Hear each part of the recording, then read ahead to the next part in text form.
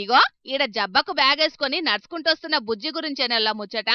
ఈ చిట్టి తల్లికే ఆర్టీసీ సంస్థల ఉద్యోగం వచ్చిందట. అగో ఇంత చిన్న బుజ్జికి ఉద్యోగం వచ్చుడేంది? ఇంతకు ఆమెకు ఉద్యోగం ఇచ్చింది ఎవలని అనుబోతున్నారా? అసలుకైతే ఆ బుజ్జి తల్లికి ఏ ఉద్యోగం రాలేదు. చక్కగా 6వ తరగతి చదువుకుంటోంది. కాని మన ఘనత ఊహించని రెవెన్యూ అధికారుల నిర్లక్ష్యం చేయంగా ఆమెకు నౌకరీ వచ్చిందని రికార్డులలో రాసిండ్రు. నాగర్ కర్నూలు జిల్లా అచ్చంపేట మండలం గణపురం ఊర్లుండే బొడ్డు మల్లేష్ కుటుంబానికి రేషన్ కార్డు తీసేసిండ్రట రెవెన్యూ అధికారులు. అగో గిన్నేండ్ల వట్టిలేంది గిప్పుడే నా రేషన్ కార్డు ఎందుకు తీసేసిండ్రని మీ సేవ కాడికి పోయి అడిగిండ్రట. ఇక ఆడ రికార్డులు చూస్తే వాళ్ళ కుటుంబంలో 6వ తరగతి చదువుతున్న ఈ బుజ్జి తల్లికి ఆర్టీసీ ఉద్యోగం ఉండుట్లనే రేషన్ కార్డు కట్టేయనట్టు తెలిసిందట. అరే గిదేం పద్ధతి? నెరీ గింత అన్యాయం ఉంటదా ఎక్కడన్నా? చదువుకునే పిల్లకు ఉద్యోగం ఉన్నదని రేషన్ కార్డు కట్ చేస్తారా? అధికారులు గింత నిర్లక్ష్యంగా ఉంటారా అని కోపానికొస్తున్నారు బాధితులు.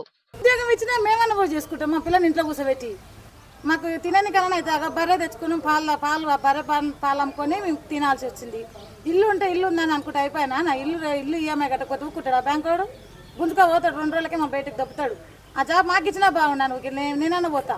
నేను 10 పాస్ ఇంటర్ డిగ్రీ వరకు చేసిన నేనన్నా పోతా. ఒక మరిగా అధికారులు చెప్పినట్లు ఆ ఉద్యోగం మీద ఇస్తే ఆ పనైనా చేసుకొని బతుకుతామని అంటున్నది అక్క. అప్పులు చేసి ఇల్లు కట్టుకుంటే ఆ ఇల్లును చూసి ఉన్నోళ్ళు అనుకుంటే ఎట్లా? దానికి నెల నెల అప్పు కడుతూనే ఉన్నాం.